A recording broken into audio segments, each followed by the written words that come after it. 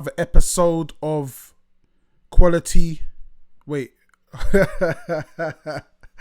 Quality over quarantine. We just had Nutty P. We just lost Nutty P. We're gonna get Nutty P back real quick. Wait. But yeah, man. Oh, big up everyone who's been supporting what we've been doing. Big up everyone who's been sharing the videos. That's super important. Also, it's important just to kind of just hit that like and just comment and just yeah, man, just showing love, man. It's the feedback we've been getting has been crazy. So it's definitely been appreciated.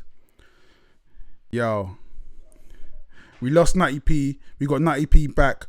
Hey, Back. Sorry about that.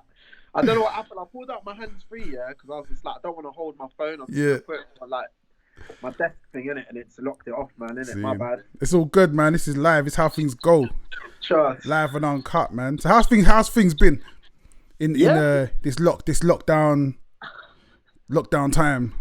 Yeah, it's been pretty good, you know. I guess I feel like I've been making the most of it. I've been utilizing the fact that I have to stay home. Obviously, my studio, for people that don't know, the bakery is at my house, innit? So, like, for me, it's kind of a blessing because I can just like wake up and just work in it. I've got to worry about going out. I like pattern the next day from the day before, shopping and all of that. So, you know, I've just planned, everything's ready. I just get in and just do my thing and that. Like, so yeah, I got plenty of things to keep me occupied, man. Put it that way. You get me? That's cool, man. That's cool. I think I've been like I was saying to you before about how doing this show on a daily basis now. It's kind of like it's giving my day a lot more structure than it would normally have. So the first couple of weeks on lockdown was just like I was productive, but it was kind of sporadic. Whereas now I've kind of got into a habit of, I tell you what, this is what I'm gonna do in my day. The first part of my day is like normal work stuff. The next part of my day is the interviews. The last part of my day is do some recording. The mic's already set up, so I can just, you know what I mean, put some tracks together and just do my thing. And it's kind of like you say, I think it's like a blessing for a lot of people. Are you like are you like a going out person anyway? Like hitting the raves and all that, or are you a homebody? I'm a little bit of both. I guess I probably sound 60% more home.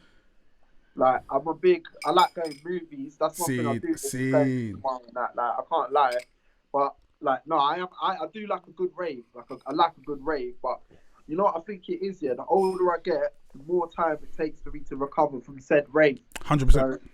And then obviously, the longer I go on my career, the more work I sort of have that needs my attention. So the less I can sort of be like. See, when you're young, you go out, it doesn't really matter. Like next day you've got a session, just making tunes with a man or whatever. But these days, it's like if I've got a session the next day, it might be for a high-paying client or whatever. I've got to be on top 4 minutes. So I can't really just like wing it like how I used to. You know what I'm saying? Like, and also, like I've got to the point now where like I don't know if it's just like confidence or belief or whatever, but like I feel like if people are coming through to work with me, it's like, bruv, like greatness has to be made, bruv. Like people can't be leaving the studio dissatisfied. Like, do you know what I'm saying?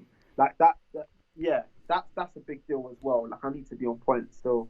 It's funny as well. It's funny you say that because I remember like back in the day, you would do a show and you get home at like 4 or 5 in the morning, go to sleep, wake up. You might be tired, but wake up, go to work, or wake up and just be productive, and it'd be nothing.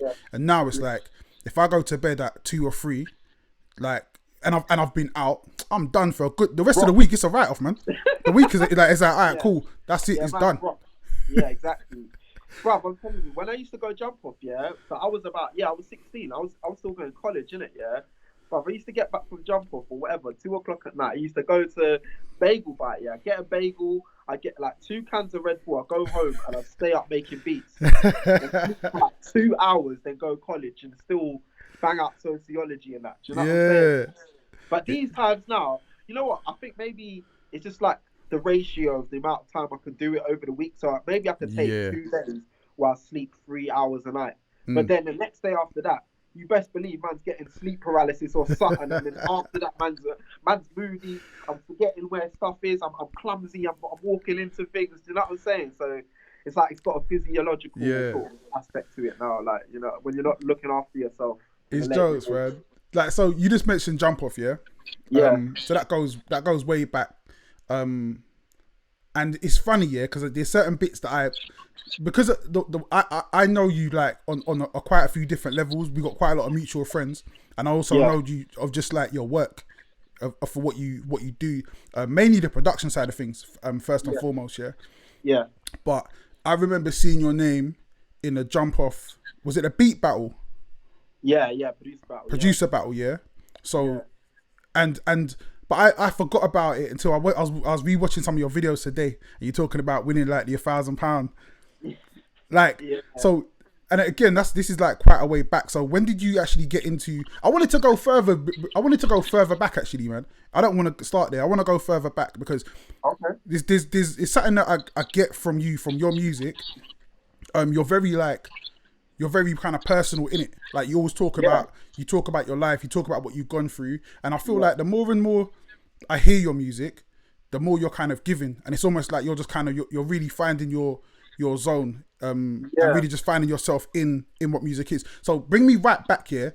How did you get into music, and what was your life like to bring you to that point where music was your outlet?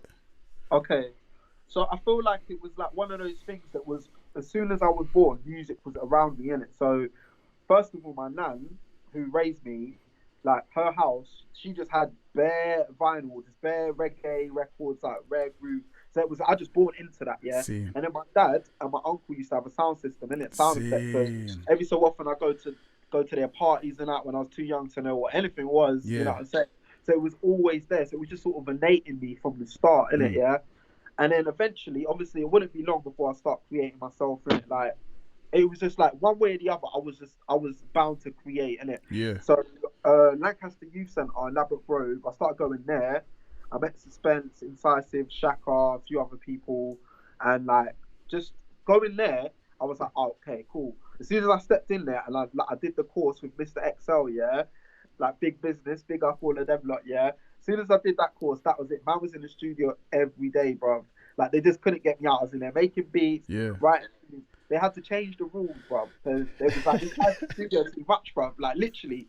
So there's like, all right, cool. Every person gets 1 day a week or whatever, like, or like one afternoon, you get one little block of 3 hours. I was like, bro, that's not enough, you know. Still, like literally, I saved up my EMA money, and like I got like an MPC, and then and then I saved up to get like a Roland XV5050, like a synthesizer thing. I had my MIDI keyboard. I was making beats on that, and then off the back of that, that's when I started doing the Jump Off thing, and then going Deal Real as well. Met like Low Key, Deal Real and stuff, and like Doc and all of that. And then Jump Off, I met like Sway and like Professor Green and stuff like. So it was just kind of like the people that was around at them times there. Deal Real as well. Do you know what I'm saying? Yeah. And like so that sort of that period, that era there, like the golden age. Just from there, and then off the back of that, just started working with people, man. You know what I mean? It's funny, man, because there's like, again, there's so many as I'm doing the interviews, I'm kind of just, there's such a pattern, there's such a like a web that weaves like a lot of us together. As far as like, so I never know what box to put you in, which is a good thing because it means that there is no box here. But on the production side of things, I think one of the things that I love about music and about producers is I'll hear a song, and I'll be like, oh, this is crazy, and then I'll check the credits and be like, oh, rah, Nutty produced that, like rah, and like you don't have your producer tag on a lot of tracks either, so there'll be certain tracks that I'll hear that I didn't, or I missed the tag, and I'll be like, nah, like you really did that. You mentioned Shaka, I've spoken to when that track with Shaka came out. What's it called? I Love the Way. Yeah, right. So to me, that track when that came out, that was the track of the year for me. That's again, I'm like, because I don't do things like, I don't see. We can be friends or whatever and be cool, but that's not enough for me to go, oh, I'm gonna check this person's music, I'm gonna put his music on my playlist. The music I listen to and the people that I support is way different, right? but that was a track, that made every playlist I made. That track went on it. I've got a playlist at the moment, which is like my big playlist that I play all the time when I'm driving or whatever. That track is still on it. But not only that, you've worked with a lot of big artists or artists that have gone on to do big things. So how has that come about? And like, how do you attribute that? Like, how has that come about? Like, wow, you know what? Yeah, this is one of the hardest questions because all I do is the same thing every time. Since man was young, since man was 15 and I was in my keyboard at fucking Goldthorpe Road, I've done the same thing. Is to sit there and make whatever comes to mind and hope for the best. But I've just done that so much, I think, that it snowballed, you know? So, like, yeah, I don't know. I feel like my stuff is a bit, like, my stuff is different. And I think that's why people like to work with me, because you're not going to get your typical wave. You come to me, you're going to do something else. Like, when I was working with Shaka, I was just like, bro, you know, you're a sick producer as well. Like, you know, you don't need to come here to me. Like, it's like, yeah, but you do you, innit? Do you know what I'm saying? It's like, you come together and then something else is created. So I feel like it's just like, when people want something that's a bit different, it's like, it's a bit like, I'm like Wagamamas, Some people Nando's, but sometimes you just want to go Wagamamas and like, get a little green curry something. Do you know what I'm saying? So I think that's what it is. Like, I just got a different flavour, and like, I always stick to my guns. And I also, I kind of think, on like a professional level, I'm quite approachable as well. I think a lot of people, some people, can be a bit like a bit stush, especially like if you're working with women as well. I think some men, they've got a bit of a sort of a way of being around women when they're working on a professional level. Whereas I don't really have that. Like, I feel like, as far as I can say, most women that work with me can say that they feel safe in the lab. They can feel comfortable to do their thing, get a little wave, and then, I'm not going to try nothing because I keep it professional. You know what I'm saying? So I feel like that as well, like that sort of, and that word of mouth, like people say, I was with Nutty, like Nutty's sick to work with, like all of that. I think that really travels, and then just sort of on like a more, like on a more sort of metaphysical level, I think the sort of energy that I try to emanate is sort of being about good vibes. I know it's cliche, but being about good vibes kind of attracts more good vibes and people that are on a similar wave and want to make great music and shit. So I think it's a bit like that as well. Like, you attract people that you sort of like and that. So I feel like from when I was young, that's what I've always done. It's like I've always worked with people that have been. I feel like most of the people that I work with are like, they're a bit like me in their own field. So they're a bit like Shaka. He's an anomaly in the R&B scene in England. 100%. So like, even like Loki, he's a bit of an anomaly in like UK hip hop. Like, there's not really a lot of people like the people I work with, and that's why I think we all sort of gravitated towards each other and that. Do you know what I'm saying? You kind of mentioned two things there, So you mentioned about your sound. And you also mentioned about just a kind of you went off on a topic here, which is a deep one in itself, about producers or artists, male artists working with females, and the kind of things that goes on. I'm gonna come back to that, but I want to say about your sound, there's only probably maybe 5 producers that I could think of that have a sound that I always feel can compete with any American producer. Because I feel like even though we use the same equipment, I don't know what it is, man. I can't even put my finger on what it is that makes it different. I know as a producer, I ain't good at, like, I know what I make. Like, I'm very comfortable in my sound. Like, nah, this is what it is. But I always feel like your when you send beat tapes over, it's like, it's different. It's different. I've spoke to you before about, bro, how are you getting that sound? Because I have the same thing that you have. I can't do that. What's going on? So it's definitely like, it makes sense to me the way you talk about when you started producing, the effort and the amount of time that you put in. I think it does put you on a different level, because again, there's only really again 5 producers that we can talk about, and we can say no. Listen. You can put Jay-Z on a Nutty P beat and it's gonna go. Like, you know what I mean? You can put Drake on a beat, it's gonna go. And that's, again, what is it about your sound, or are you aware of that? And how have you kind of gone with that, pushed that forward? How have you managed to stay out of? How have you managed to have a global sound? Like, how does that happen? Okay, well, I think it does go back to it's two things, yeah.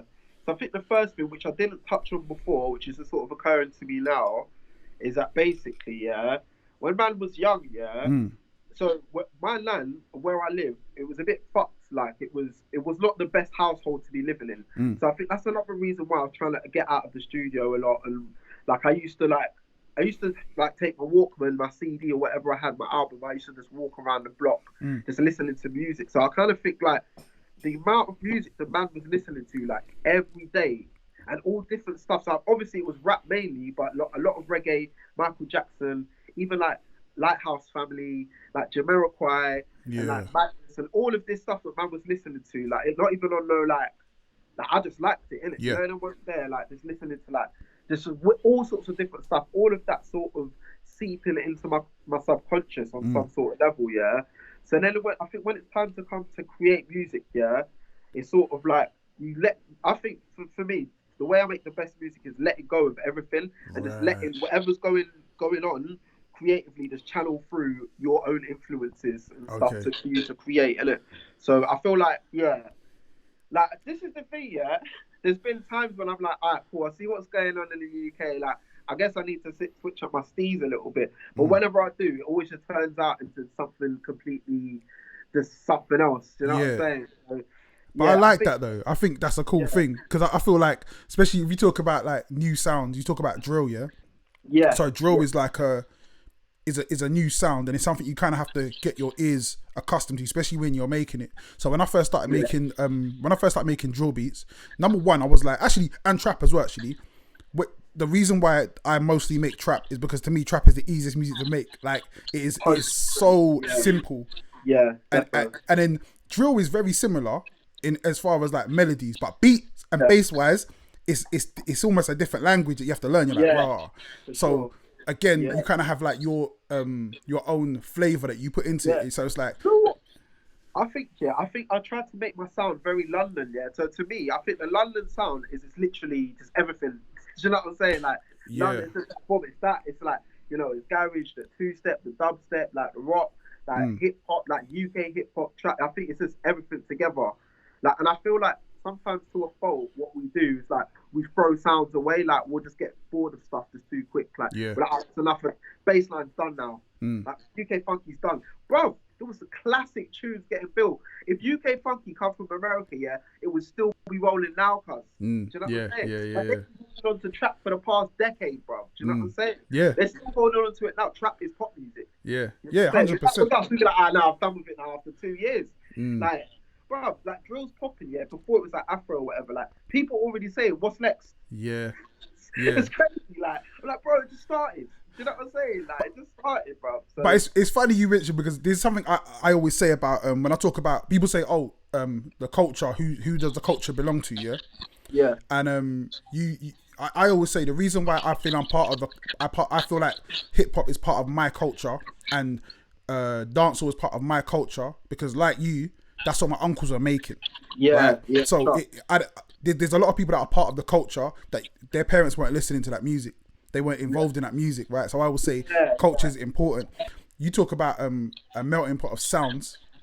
You're from West, bro. Like Grove, yeah. like that's yeah. I mean, there's so many different sounds that come that have been there, that have come from there. So again, do you feel like that's had an impact on what you do just from where you're from? I know being from Brixton, and bearing in mind, I left Brixton when I was like 11, 12 years old, yeah.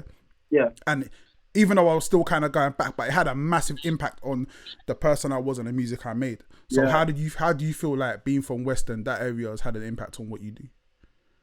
yeah. That's a good question. Still, yeah, I definitely think it's all relative. Yeah, because I definitely think when I moved to Fulham and that, yeah, my music definitely got like lighter. Yeah, Like, there's way more trees and there's yeah, more bucks in a minute. Yeah, so it's like maybe man don't want to draw for the 808 every day now. You know what I'm saying?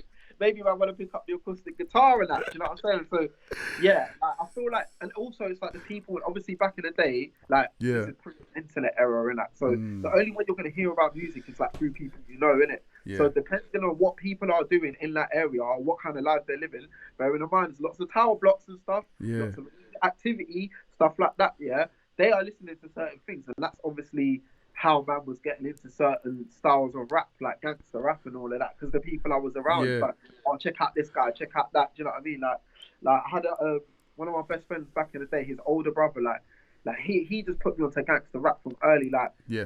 He put me onto like Tupac, Me Against the World, like Looney's first album, like Biggie, all of like Jay-Z, like proper like mafioso shit or whatever.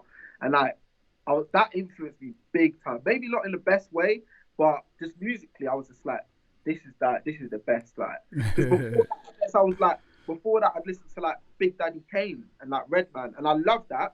Like Redman's got the hardcore thing and that, but when I heard that the Jay-Z and like Looney's and that, yeah, I was like, wow, this is dark still. Like, you know, this is like, okay, like man, not even understanding like what man's like talking about. Like I listen to Reasonable Doubt now, and I actually deep what man's saying now. Whereas before I was just like, yeah, it sounds sick. Like, you know what I mean? Oh, big shit talking about Tupac, like, you know, oh, like. But now you actually understand it. Like you get the nuances of what man's saying, innit? So. Yeah, it's funny. I was listening to Wu-Tang earlier. Yeah. So I had obviously we're in lockdown. My daughters are here, and my daughter's 11, and so I'm like, yo, you need to come listen to some Wu-Tang. This is what I was listening to when I was your age, yeah. Like, and I'm listening to it. I'm just like, I was really listening to this like at that age, like.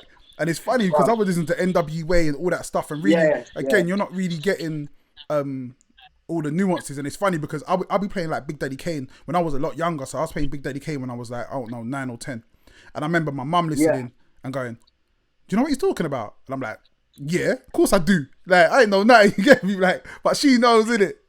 It's funny the way you take music in. Another thing you mentioned about moving to Fulham, the sound changing. Yeah. When I moved to Watford, so when I made Depon Road, I don't think I was in Watford yet, I was in Harrow at the time. But I used to travel to Brixton to write. So I would get on the bus, get on the train, and I'll travel to Brixton because I had to be in that environment.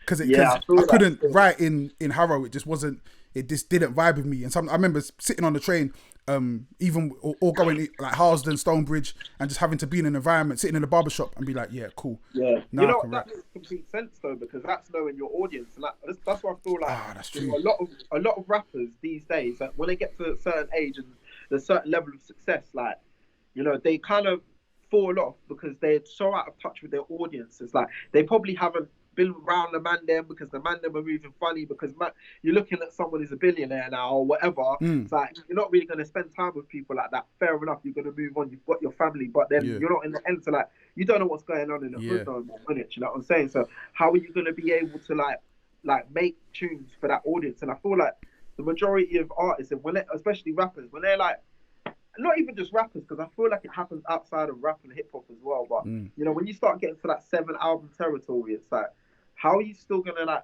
make music that resonates with your fans like how it used to back in the day, like when you was on your 3rd or 4th album, you know? So it's a tough one, man. Because I feel like Eminem suffered with that.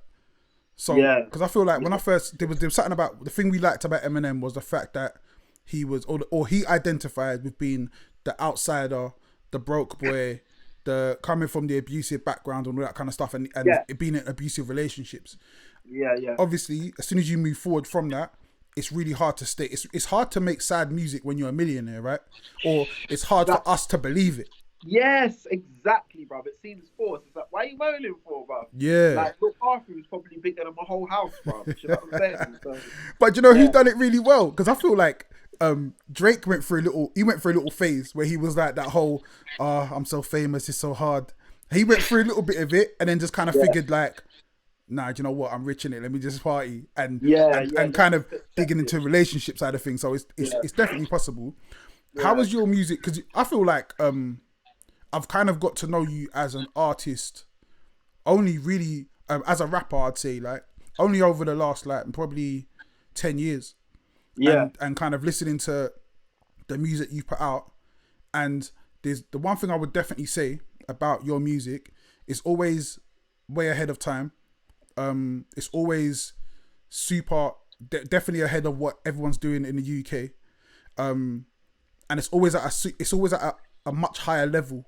And I feel like obviously because you're a producer, so it's like it's one of them things where the new rappers, yeah, they get the new car, right? They jump in a new car, boom, boom, boom. But you're the guy who makes the car, so you're coming out, yeah, like some spaceship flying car. This is like, raw. Okay, I see the wave, man. Yeah. I guess that's what it is. It's like knowing what it takes to make a good song, and like knowing what's possible. And like, here's the other thing as well, yeah, because I've obviously had the luxury of working with this country's best, like the best MCs, yeah, the best artists. I've worked with them, bro. Yeah. Like they've been in my house, bro. Do you know what I'm saying? I've seen their process, and I've been able to learn. So I'm able to take on all this information and apply it to my thing when I'm working now, innit? So I'm at an advantage there, innit? Do you know what I'm saying? So, and obviously, you know, objectively, I'm pretty good at the production thing as well. So you combine those two things, and you can get someone that can, you know what? Because this is the thing as well. I just feel like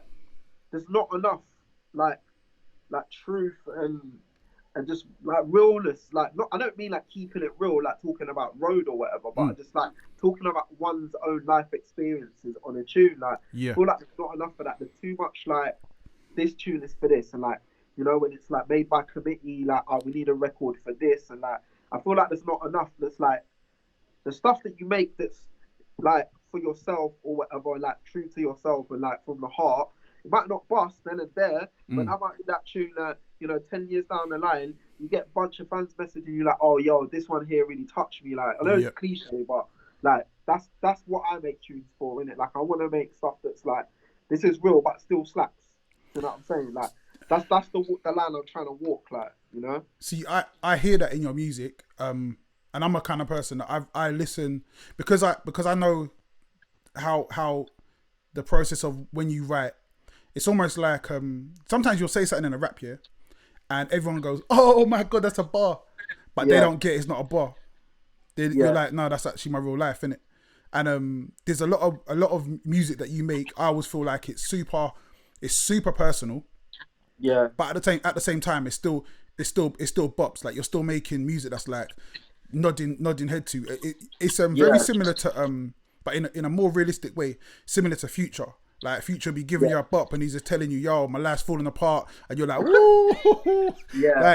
And there's a lot in your music. There's a lot of that, bro. There's a lot of there's a lot of, yo, my life's fucked up, man. Or, like, for real. And someone like me, yeah, I hear it and I'm just like, I'm definitely not empath, yeah. Like, people say about me, I've said this many times, my therapist said I have no empathy, I don't feel shit for no one, yeah. But it's not true, because sometimes I hear certain bars and I hear your music and I'm just like, nah, is he cool though? Yeah, is he good? Like, is he like, how you doing? And it's like, it's super, it's colourful, but there's like darkness behind it, a lot of it. Yeah. You know what I think though? I feel like I like to make my music like I'm talking to the man them, innit? Like, I'm having a conversation with the man them, and like how I talk to my man them and like how they talk to me is very open, and like we just keep it real. Like, whether it's like, whether you like what man's saying or whether you like agree or not, yeah, it's just real, you know? So that's how I try to make my music. So like, people aren't always gonna feel what I'm saying or even understand it. That maybe it's not even gonna make sense, but that's just what's going on the time I wrote that, innit? So I think I try to see my music not so corporate, even though like I'm so business minded, but I feel like when it comes to writing, all of that goes out the window, because I feel like, you know, when you're trying to commoditize yourself as an artist, you do have to be your own manager. Like, I'm sure you understand this, like, you know, seeing where you fit in and what your fans would want from you. Like, I'm like, oh, would my fans want me to water this down? Would my fans want me to like not say this lyric? No, they wouldn't. Not my fans anyway. Maybe someone else's fans that want a little bit more of a washed down, like, filtered thing. Then like, you go over there. But my thing is going to be very specific and niche, innit? So like, I'm catering for these, man, innit? You get me? I think it's definitely something I see. Also, like, I think, again, you have an edge, because again, being business minded and or industry, understanding how the industry works. I guess like you've been in a position enough time to see what songs blow. You've been a part of some massive songs, so you know what works. And I always think as well with your music, the thing I like about it is you're given the package. The package is amazing. The package is beautiful, but like, I'm giving you the real though. You know what I mean? And I don't think enough people really understand the process. And maybe I'm over analyzing things because obviously being a musician, I don't see things how people give me it and I pick it apart. Like I take it apart and I'm looking and I'm looking at I always look at your stuff on 2 levels. So a lot of times you do this thing, yeah, where you'll hit the group chat you'll hit the WhatsApp with the new songs, yeah. And I'll be like, see what it is, new song, cool, I'll check it. First time I listen, I ain't listening to lyrics really. I'm listening to what did he do with the beat. And I'm like, oh sure. Then I would go back and I'm listening to the lyrics. Oh my days! Right, I see. Like he see what he did with the hook. Like, and to me, that's like I want you to know that you're someone who inspires me to make music. Like you inspire me because then I'm thinking, rah, okay, cool. That's the level. And I'm never gonna be ashamed of saying, nah, this is who I get my like one of the people that I look to get my vibe and to be like, yeah, nah, I feel that vibe, and that's gonna get me to do what I do. On another tip, do you feel like, because I feel like a lot of people get their vibe from you, and I don't know if you feel it, but I kind of, there's a lot of things that you've done in the past year that I've then seen people kind of do and I've been like, that looks familiar. That there's a little something there, and they might not. I don't know, but to me, I want to know: do you ever see it, or do you ever feel it like that? Yeah, I mean, here's the thing. Yeah, I feel like it's difficult for me to say like, oh yeah, they got it from me. Yeah, because I know I definitely got it from somewhere else. Okay, yeah. Like, I definitely feel like whatever thing that they like from me is something that I've jacked from somewhere else. Yeah. But maybe it's not the most obvious source, isn't it? Because like, you know, influences wise, like, I went through a period, as you probably know, like when I was on a rock thing. You know what I'm saying? I was a fucking punk band and all of that. I was playing guitar and wearing fucking suits and all the trilbies and all of that. Yeah.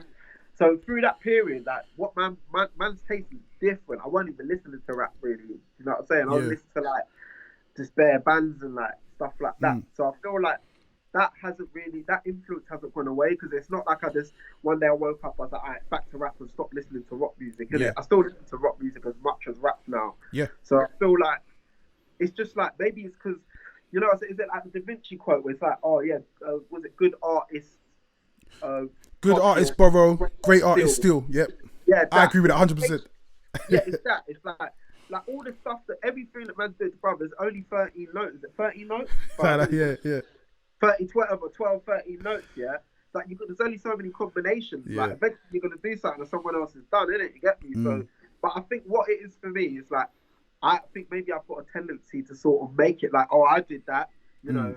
Like, just say for argument's sake, I like to like put like really UK sounds in my tunes, regardless of what genre it is. So like, you might have a trap beat, and you might have that from the jungle tune, or you might have a drill tune with the grime sound or whatever, like grime, like you might have that. So I feel like that could be something that I'm proud to say that's me, innit? But if anyone else does that, it's like, well, they might have got the idea from me, but at the end of the day, that grime sound, I got that from Wiley. You know what I'm saying? So it trickles down, innit? It's kind of, and I think for people that like, if I haven't spent time with someone for like before, and then they start spending time with me, I do notice they pick up on things I say, and it starts sort of sipping into their sort of their you know what I mean, their lingo. Because I think something that's like never really stopped from when I was a youth is like my passion for like music, and just like, I guess I got a bit of a lust for life, and you know when you see someone like that, you're a bit like, oh yeah, man, life is great. It's a bit contagious, like, you know. And I feel like that translates into the music, like. And to be honest with you, I want people to copy me, like copy me, copy everyone, innit? You're like, whatever you think is good, like go for that, because that's how you find your wave, innit? You know what I'm saying? Like, I only found out that I like to, you know, I don't know, even I only found out I really like to play bass through my boy Rob, who was in the Rebel Fam, and listening to the internet. You know, when I heard that Internet Ego Death album, I was like, oh my God, what's going on? Like, I was like, I need to buy a bass guitar, like, you know? Like, and I was like, the first stuff I was doing is like trying to learn how to play the internet bass lines and stuff like that, you know? It's like, the only way you can find your thing is by copying other people, innit? Then you're like, make a mistake, and you're like, oh, wow, what if I go down this road now? you know. So you're really playing the bass on that last track you put out. I see on the lyric video. I see you playing the bass. Oh, that's guitar. That's guitar. Cool. Yeah, I was like, nah. Yeah, that's me. Still, that's me, man. So would you find, or do you think, as a producer, do you think kind of knowing how to play instruments and having that kind of knowledge of just musicality, would you say that's a kind of or obviously is that a cheat code as well? Has that helped you kind of do what you do? This is a hard one still, because for me, I feel like it's very necessary, because that's, to me, I want to be like the type of producer that's just, when he's working on if he's working with Adele and he's got a room full of people, he can conduct everyone accordingly, right, and not be like, yeah, okay, I don't want alto or tenor sax. Like, they know what's going on already in it, yeah. But it's not the be all and end all. I guarantee, the top producers in the world right now probably can't play no instruments. Like I doubt Hit Boy can pick up the guitar, and I might be wrong. Like, if I'm wrong, but I doubt Boy Wonder can like pick out a Hammond organ and start doing all of this.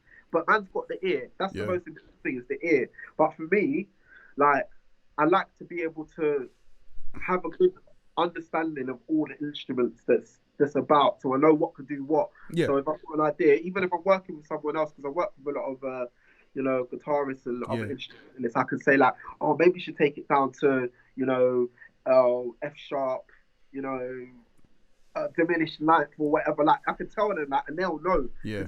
The language, innit? Do you know what I'm saying? And I guess it's more to like get a precise vision, like, right, this is what I want. Like, if I'm the producer for the tune, then we're going here, innit? Like, trust me, captain of the ship, innit? So, like, I think like the more that you know, the more information you can sort of discuss amongst the people that you're working with, and the better opportunity you're gonna have. Maybe you're not gonna need all that info. Maybe you could use the 1% of info, which is just how to operate Cubase or Logic or whatever, and that's how you make your hit record, innit? But to have the potential to use all 100% of your knowledge, then the possibilities are endless.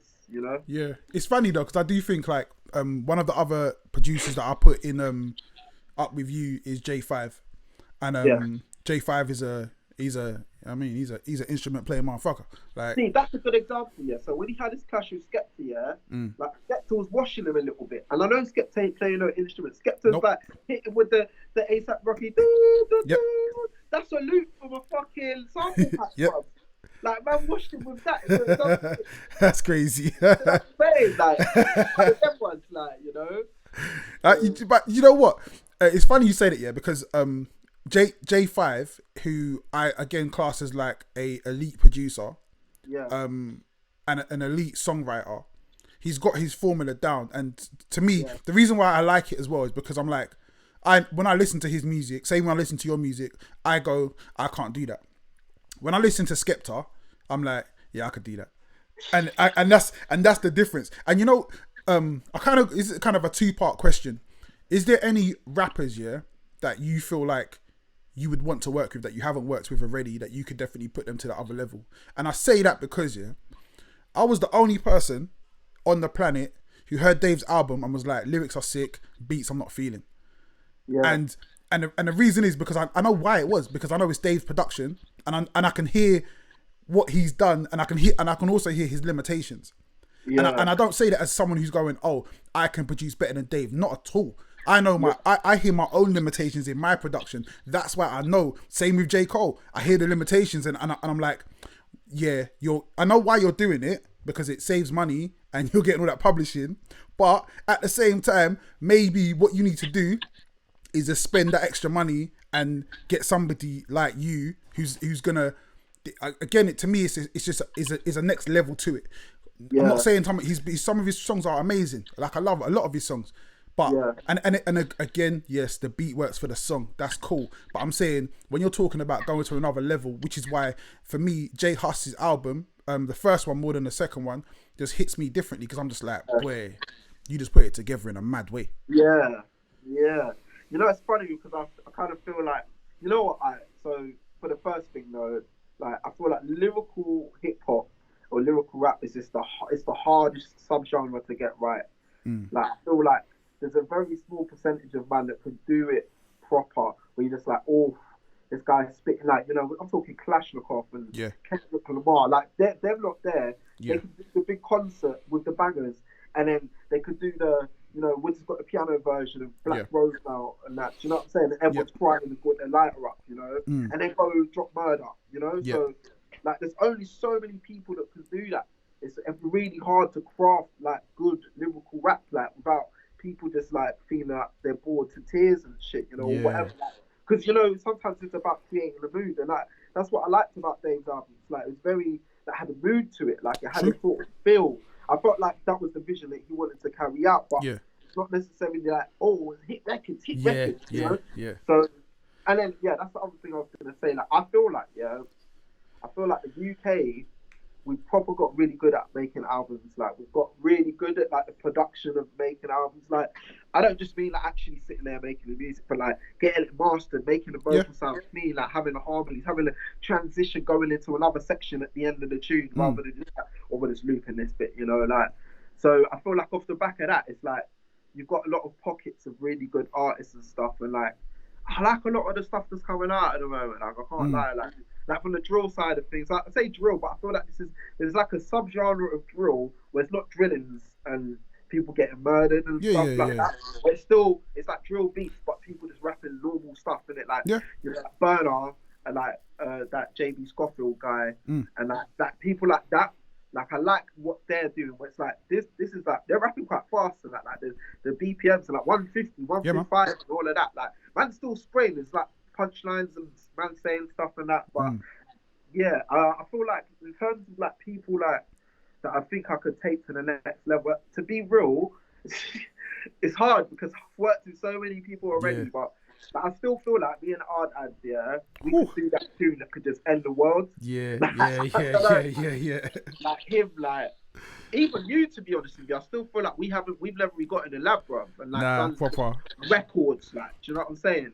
Where we both sat down and been like, bro, it's time to make that one. Do you know what though? Do you want to know what? Let me break it down, So when I'm a kind of person, like I always kind of feel like I don't want to bother people, Yeah.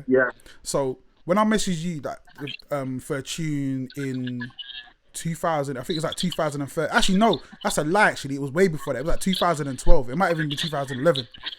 And I said to you, I was like, yo, have you got any beats to send? And he was like, yeah, cool. And you sent me, I think you might have sent me like a whole bunch of beats. It might have been like, I'm probably still got them on a hard drive somewhere. Yeah. And I was just like, nah, bruv, like you're hurting me. And another thing as well, I need to let listeners know, like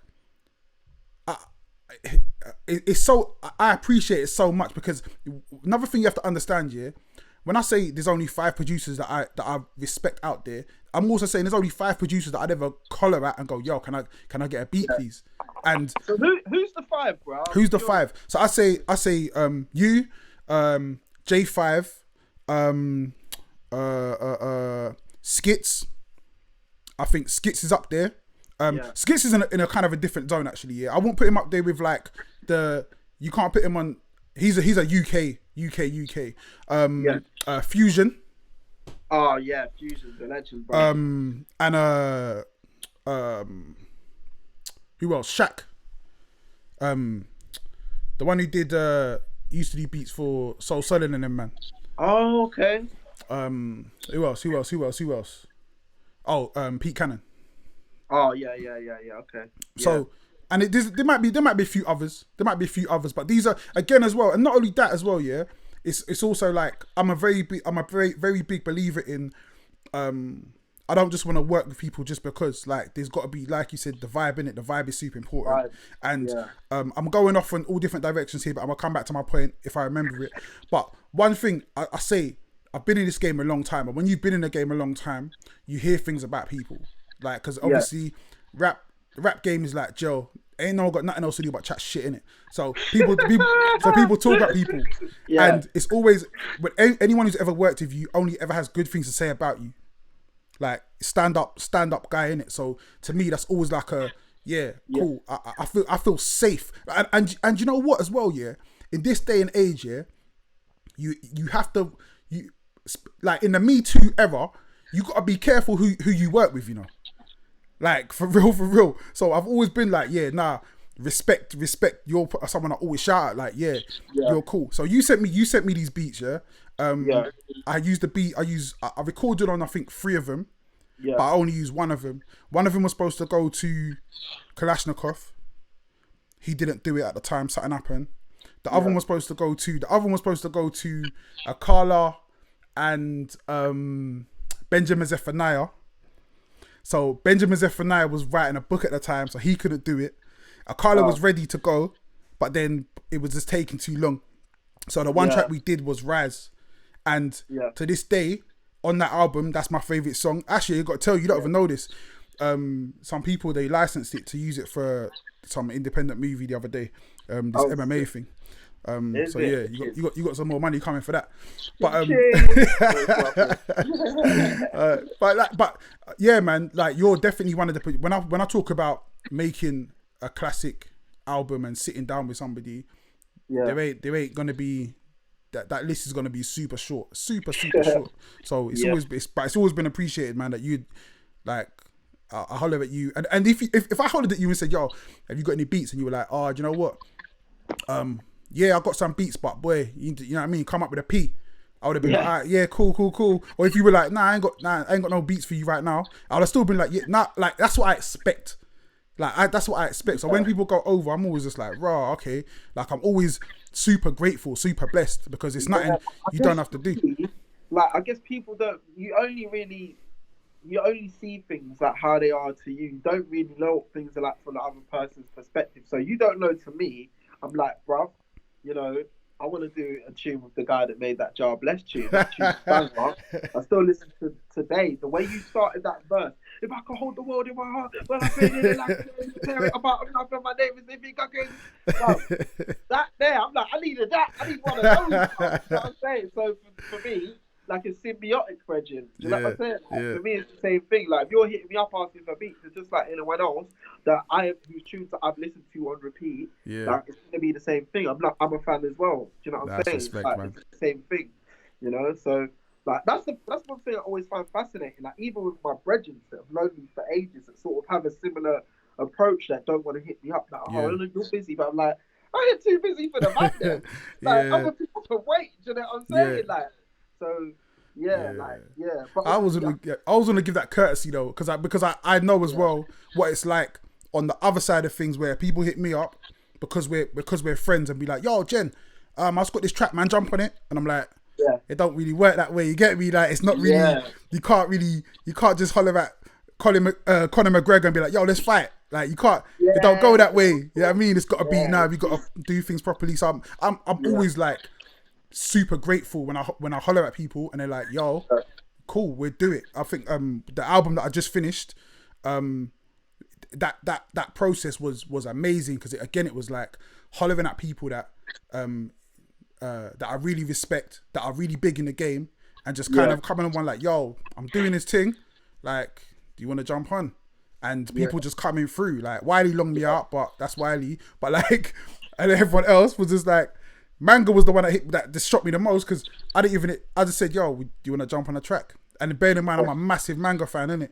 And he was like, yeah, cool, man, send me the beat. And I was like, all right, cool. A couple of days later, in my inbox there's a verse. I'm like, nah, you're taking the piss. Yeah, man, I think it's definitely like, I love working with people as much as I possibly can. That's definitely gonna happen, man. I feel like, you know, this is the thing as well. Like, to me, it doesn't matter what I've done, how much money I've made, where I've been around the world, who knows me, who I've got. It does not matter, because I'm always gonna be the same you from Goldhawk Road. That just loves music in general, that loves making tunes, that loves to be involved, loves collaborating with people, loves making my own tunes. Like, that is never gonna stop. Like, I'm never gonna change. Like, that aspect of my personality. It's like a, what do you call it, cornerstone or whatever. Like, it's not going nowhere, innit? Do you know what I'm saying? Like, you know, like in Westworld and that way, that they can't change that certain bit of their personality. It's like, that's me. I'm the Brer that's always making tunes. Like, do you know what I'm saying? And just loves making tunes. Do you know what? I just remember something as well. Yeah. So going back here, this is like maybe 2010, 2011. I was doing this. I was on my dubstep thing. Yeah. And you was on your dubstep thing as well. Yeah. But I had an alter ego, yeah, called Nutty Dreadful, and I must have hollered at you from that, yeah.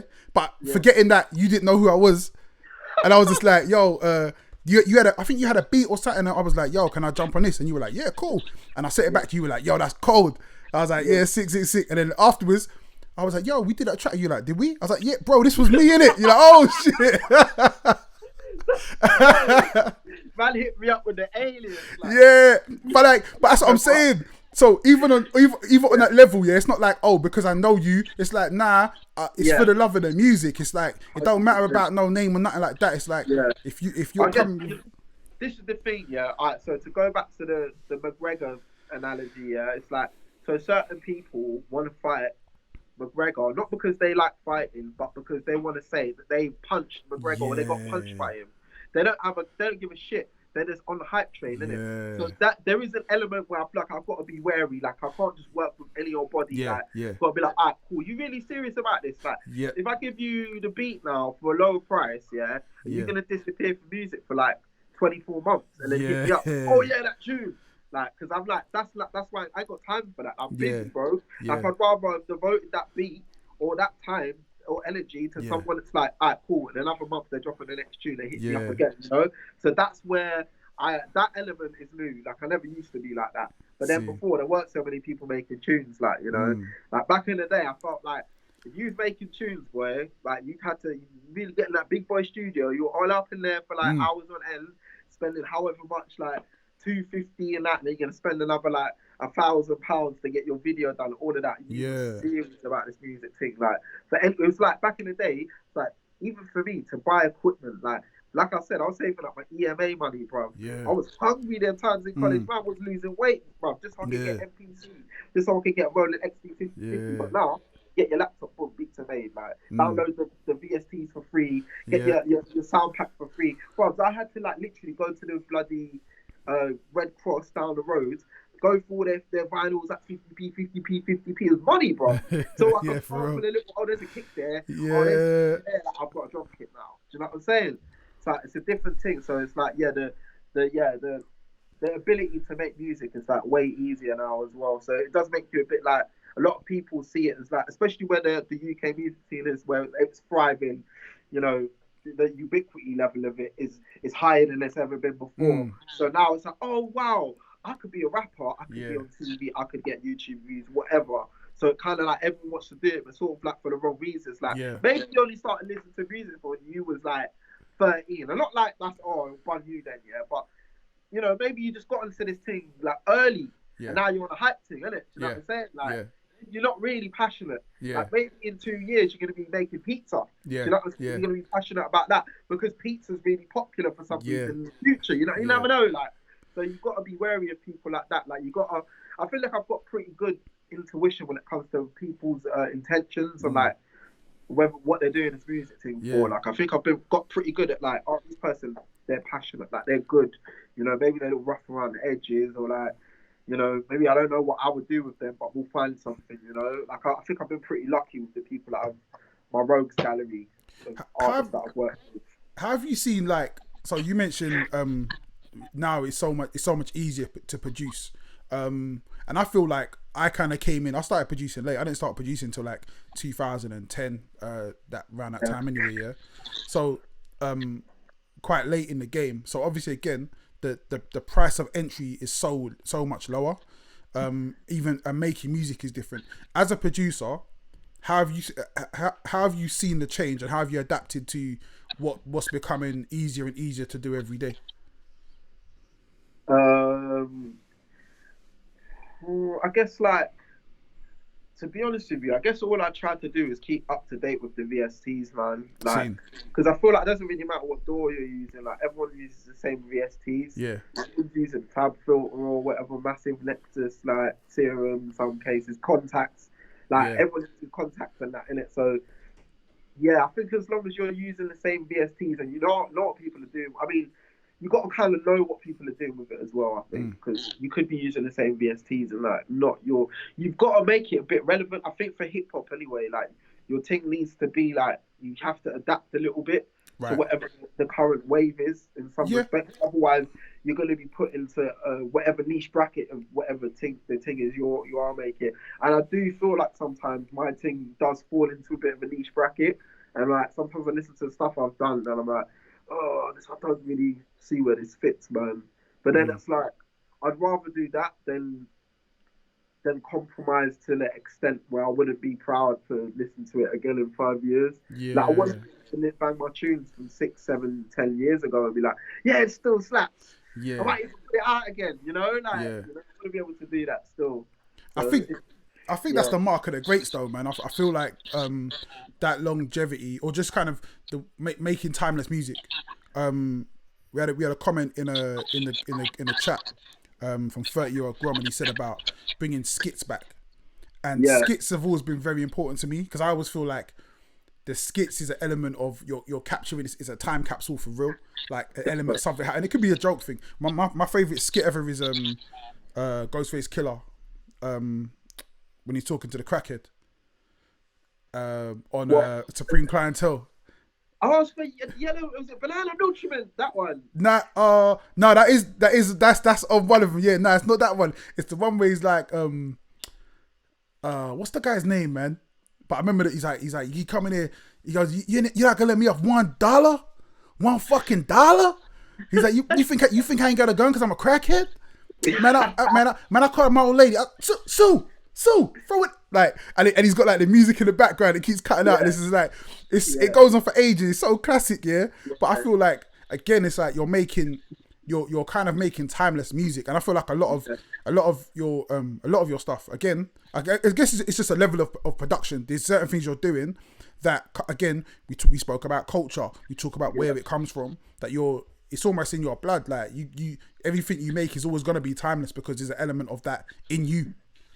Yeah, for sure. No, I definitely miss I miss them skits, man. This is the thing, yeah. I think, you know what? I think it's sort of a bit indicative of like where rappers are, where hip hop culture is at the moment. Like, man think they're too cool for their own good, bro. Yeah. Saying, man just think like, no, I'm the rapper, I've got to be taken seriously. Yeah. All of that, and I feel like they can't be made a fool of. You know what I'm saying?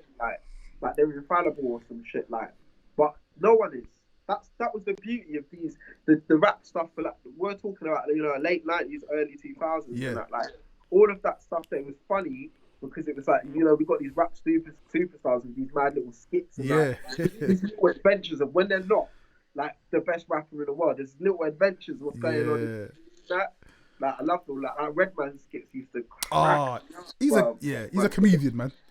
Yeah, his one's like the docs, the name, the skits on that one, where you got the where they robbed the plane, the bear robbed the plane and that, like, oh, that was funny, like, yeah, proper dope. So like, just even that element of hip hop, like, right now, I struggle to think of anyone that gives me that same fun feeling when I listen to their tunes. Like, there's a handful of people that I'm like, like Cass probably falls into that category, like where he's, and then Cass is like, yeah. Like Gigs as well. Gigs is proper fun to listen to. Like Gigs is like, you listen to it, it's like this. I'm having a wicked time here. Do you know what I'm saying? Like, I feel like there's an element of like, I feel like a lot of people have shifted into this sort of I'm selling the lifestyle mentality rather than like, this is entertainment. This is the entertainment industry, and our job isn't to entertain, not be completely commoditized and like I'm shot in a product. Like, you know, like it's supposed to be fun. Like, do you know what I'm saying? It's supposed to be fun. It's like hip hop is supposed to be vibes, you know. So you talk about Cass, who you've worked with, and I know you're a big fan and supporter of his music anyway. I think the beauty of that is I was speaking yesterday with Joker Star, and we're talking about battle rap, and I was saying how, and I know you're a battle rap fan as well. Character is a big part of what you portray, and I feel like obviously Cass is Dead is a character, has a character. That's the point. Have you seen his real face before? Yeah, I have. Still. Damn, that's cold. Don't tell me what he looks like, man. I don't want to know. I want to keep it like that. That's crazy, man. That's crazy. But like, I feel like Giggs is somebody who has become a character. He's kind of like transcended how he started, And I feel like he was always very secure in himself. 100%. But I think like he's got to the point where he's just like, not only am I secure in myself, I'm in a position where you can't tell me nothing. I'm the godfather of this road thing. Like, you can't tell me nothing. And he's just on something different. He ain't even, a lot of times I hear gigs, yeah, and I don't even think like, I hear a gig's verse and I'm like, if any other rapper said that, I'd be like, no, that's whack. But the way he says it is just like, man, I got. Because man, no one else could have ever said that. No one else could say that. Like, because it's super lazy writing. Only gigs to get away with that. But yeah, he gets away with it because it's like on another tune, like he can spaz and do a mad thing and keep up with like people like Kano. Yeah. Like he can. Yeah. You know, like whenever I'm trying to convince someone that thinks can rap, yeah, I always show them, you know, On the Grind, you know, that tune there. Yeah. I'm like, bruv, what you think he's quite rap, bruv? Listen to this one here, like, and then when you would sit there and listen to that, it's like, you know, I think you're wrong still. You know what I'm saying? I was like, yeah, I think you're right, bro. You know what I mean? So like, yeah, On the Grind, man, that tune, it's like one of my favourite. Not just like UK rap tunes, like one of my favourite hip hop tunes of all time. It's just like it's multi-syllabics and just like the way he tells a story, and it all links up and like it's just he's great, man. Yeah, he's due to drop something soon, man. He's been quiet for a while. Like you might have to. He had quite a hot run, innit? Like, you know, he's that Landlord, and then One to Them, Crazy, and then after that again, Big Bad as well. He's like, you know, I think that was all within about 3 years, and then he's killing the fake features. Yeah, you know, crazy. Him and Doneo need to do a joint project, man. Because I think Doneo's sound and him goes together so well, man. Doneo's another super underrated producer. You know what? Doneo's another person I actually haven't worked with that I'd love to work with. Doneo's all that. I guess like, I've never worked with him. I've had a few sessions with him and stuff, but not really like me and him making the tune. But he's like, he's a legend, bro. Yeah. Like, he's like, I feel like he still needs to get he needs to be, you know what I'm saying? Yeah. I feel like he could be like international, like he's got international appeal for sure. 100%. Like he could go like global with his thing, like his vibe. Is crazy, like, you know. Yeah, he's got a signature sound as well, and exactly. I always kind of feel like. I always compare him to Timbaland. I don't know why. In my mind, him and Timbaland always go together. Yeah. Like just the way he puts his beats together. For sure. He's kind of understanding of how to make a hit, which is like that's like if you know how to make a hit. To me, you're again, that's God level production, man. Yeah. Moving forward, so obviously you're very prolific. You've been putting out a lot of music recently. So what's the plan going forward?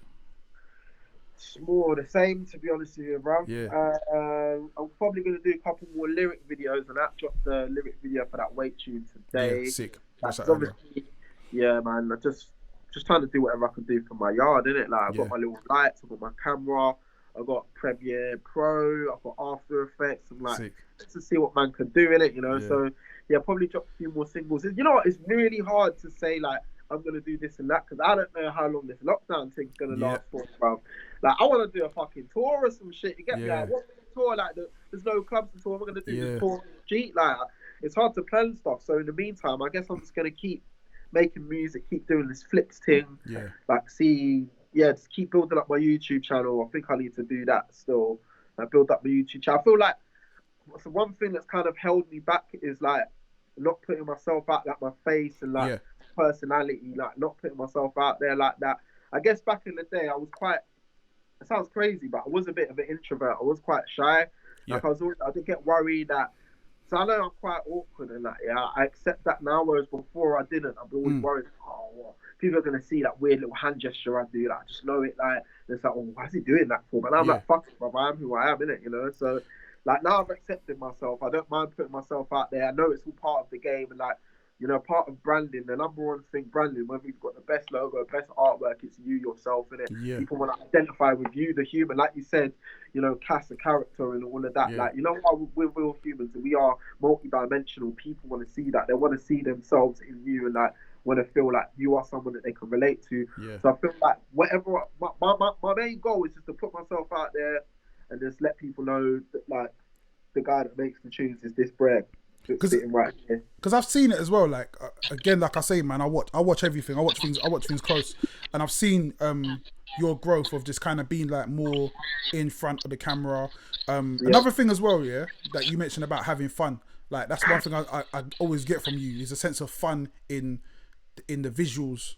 In just the presentation of how things are presented, and I just think more of you, yeah, man. You can't go wrong with that. The thing I loved, yeah, the beat adverts. Like to me, I was like, oh man, killed it. Because again, it's just like it's that whole thing of just like personality, man. It's like like one thing I learned from when I used to sell CDs in the street. No one ever, you never sell a product. You only sell yourself. And being in that position of just seeing you more, it just kind of like it allows people just to connect with the music a lot more. And I'm just seeing the fact that you're just doing more. And I guess the more comfortable you get, that helps your output as well. And then the more the more output you have, obviously that's going to affect the consistency in moving forward and the product, the bottom line, really. Yeah, I guess. Yeah, also, I guess it sort of works in tandem with sort of, you know, the more you put yourself out there to a point, like people more familiar with you. It's almost like the less effort you kind of have to put into things. Yeah. Like, because it's like, oh yeah, I know you, I trust you. Like your stuff's good, man. Like you're funny or whatever it is that they like about you. They'll be along for the ride, innit? You know what I'm saying? And I've got people that watch flips, they probably don't even like watching people make beats, but because it's me, and I add a little twist to it, and it's like, oh, what's he gonna do next? Yeah. You know what I'm saying? So yeah, I think there's that sort of aspect, and I think also that because of like social media and stuff like that, which makes it more of a personal relationship between you and your fan base, or like your, I guess you could say your consumers or whatever. Yeah. It's like, you know, they want to be able to access you all the time now. They want to sort of have an insight or some sort of like knowledge about your life, the way you live. Oh, what trainers do you wear? Like, what do you eat? Like, or do I eat the same cereal as you? Oh, right. Are you vegan? Do you eat? Like, all of these little things that help people build that connection with you. So next time they hear your tune, and then they, you know, for instance, if you've got a bar about eating at like, I don't even know, Mildred's. It's like, oh yeah, he's vegan like me. Like, you get that sort of, you know, there's a bit of a payoff there, you know, sort of thing. So, because I like to think of you know, music is like, as an artist, it's like, you know, you're telling a story. Like the stuff you listened to for me 10 years ago, it's different for what man's making now. It's different for what man said, growing a lot. So it's almost like, you know, it's like Breaking Bad, like how like, you know what I'm saying, Walter White turns into Heisenberg. Like for me, I like to think of it being the other way around. Like I was a bit more of a Heisenberg type, and now I'm becoming more like Walter White, like more of a mild-mannered gentleman and that. So yeah, like you get to see the journey, and that's the beautiful thing. Like you like to see people's journey, you like to see people come up, and like, you know, when they've fallen, they've made mistakes, and like, you like Skepta. Like I think Skepta's journey is incredible. Crazy. Like, he's gone. Crazy. Like with the level he's on, like he's one person I would love to work with him. Like I feel like he's just a great musician. Like I think he's an underrated musician. Like his production and like his just ability to just have a really simple style, but just say so much. Like I feel like there's not really a lot of people that can do that. You know what I'm saying? Nah, not at all. I think as well with him as well. Again, it's coming down like we spoke about. Just your style of music. It's just that authenticity and honesty. Yeah. And people always say like I have this conversation quite a lot about writer's block, and I always say I don't get writer's block anymore, and the main reason that is because I always know writer's block to me is when you don't know what to say, like, but to me I always know what to say because I know myself so well, and I feel that with you, and I feel that artists like you and like Skepta, I always feel like Skepta was gonna say that anyway. It just happened to rhyme. And it's like the intricacies of what gets said, and that's another thing as well. Like I said with you, it's like there's okay, cool. Everybody's rapping, man, but there's little things within the bars that are so personal and so relatable and so down to earth. Yeah. And I feel like to me that's what sets apart the rappers or the artists that I'm like, yeah, they're good, and the artists that I'm like, nah, I want to hear what they have to say next. And I feel like Kanye, to me, he used to be that to me.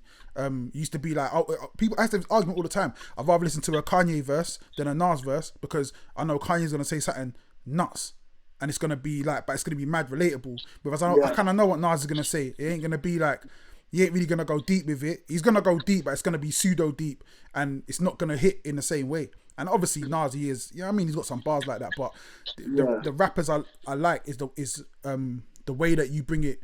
It's always down to earth. It's always down to you. It's like, no, I'm talking about my life. I'm talking about my life here, man.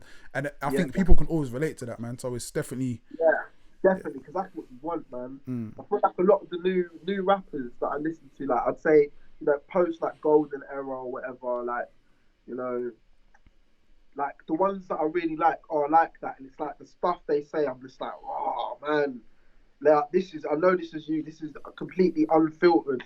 You, like, you know, and this is why Skepta's one of my favorites, because like, you know, like the intro for Skepta's albums are normally like very introspective, sort of, not really, it's like an unconventional way to start your album. Like, you want to start your album with fucking, you know, like December 4th, these big boy bangers, and like, Skepta comes in very like under the radar, like a very like thought-provoking tune, and it'll just hit you with this gems, like, you know, like 64 bar of gems. You're just like, oh, wow, like, you know. So, and I think he's good. He's one of those artists that's very good at sort of, when he wants to, he can sort of tune out all the external influences and just be like, I'm doing this, you know. That's the thing, I feel like all my best stuff is that I'm doing that. Like, whether it's production or bars, choruses, it's like, bun what everyone else thinks, like, this is it. This is pure, unadulterated, unfiltered me, you know? I swear, I've always kind of, I've known it, but I've never heard anyone put it like that. And it's like, that is it right there. And it's so funny because my brother, Terra, he would always, whenever he's making music, he would always say, I don't want to listen to no one else's music when I'm making my music. And I'm kind of different. I still kind of listen, but at the same time, it is that unadulterated, this is me. And I think, Skepta hits me with those kind of bars. My mum don't know your mum, so I'm telling them you're my cousin. Like, to me, that's like, it's because not good, but it's like, it's so relatable. Like, it's just like, oh, and you know who else does that as well? You know what? We're going long in this interview, but I swear, you know, you get one of them ones. Another artist who I love who does that as well is J Hus. I feel like J Hus finds himself, and Mo Stack as well, in a different way. I feel like Mo Stacks is more like funny, like comedy wise. But it's still, he's saying things that I'm like, oh man, I wish I thought of that. And I thought that so many times, but you just said it. And J Hus is the same way. He's saying things, I'm just like, auntie put rice in a container. My auntie put rice in a container too, but I never rapped about it, like, because I wasn't like tuned in on that moment. Like, I know what you mean. I feel like all those things that we're saying, it's like no one else could have said it. It's like, you know, when J Hus says something like something about, if I die, my mum got bumped by the judge man. I was like, oh my god, what? No one else can say it. No one else can say that. Only he could say that. You know? Like, this is what makes you identify it as a rapper. Like, fuck who's done your video, you're gonna remember that rather than where he said it or if it was on a record or not. You know, you'll remember him saying that part. So that's crazy, that's the most important thing. Is like just being able to be that artist and that, you know. Bro, this has been an amazing chat. Like, people in the live chat have been appreciating it as well. It's definitely a blessing just to be able to kind of see into your mind, like, the process of how things work. So thank you very much for that, man. Thanks for having me, bro. I wish you all the best, especially in this lockdown time. You know what I mean, in this time, we definitely got to do some work, man. There's no excuse. Definitely none. Like, I see the mic there, but no excuse. There, like, it's ready to go. Actually, you know what's funny? I'm about to record some stuff for Caruana. Caruana sent me some tunes that I did from when I was like 18, 19. Like, you remember these? I'm like, what? Like, tunes with me and my brother. Me and my brother ain't done work together like 20 years. So I'm about to get into that. So yeah, bro, just like we can definitely get something popping, man. Make it happen, bro. So people, you heard it here first, yeah? You heard it here first. Some new stuff happening, but bruv, yeah, man, stay on the line. I'm gonna say goodbye to the people online. I'm gonna come say goodbye to you properly, man. Cool, brother. Bless, brother. Bless. Much love. One like Nutty P, man. Crazy, crazy, crazy. My brother right there. Big up everyone on the live. Like I said, man, please keep supporting. Please keep sending the content we're doing, man. Send it through to your people. Let them know we're out here. Like, you lot are loving these interviews. I'm loving these interviews even more. Like, it's just amazing to me right now. So big all you lot up, man. Yeah, we'll be back tomorrow. We got another big guest tomorrow, man. You ain't gonna want to miss that one, man. So peace and love to all you out there. Keep staying safe, stay indoors, all that good stuff. Peace.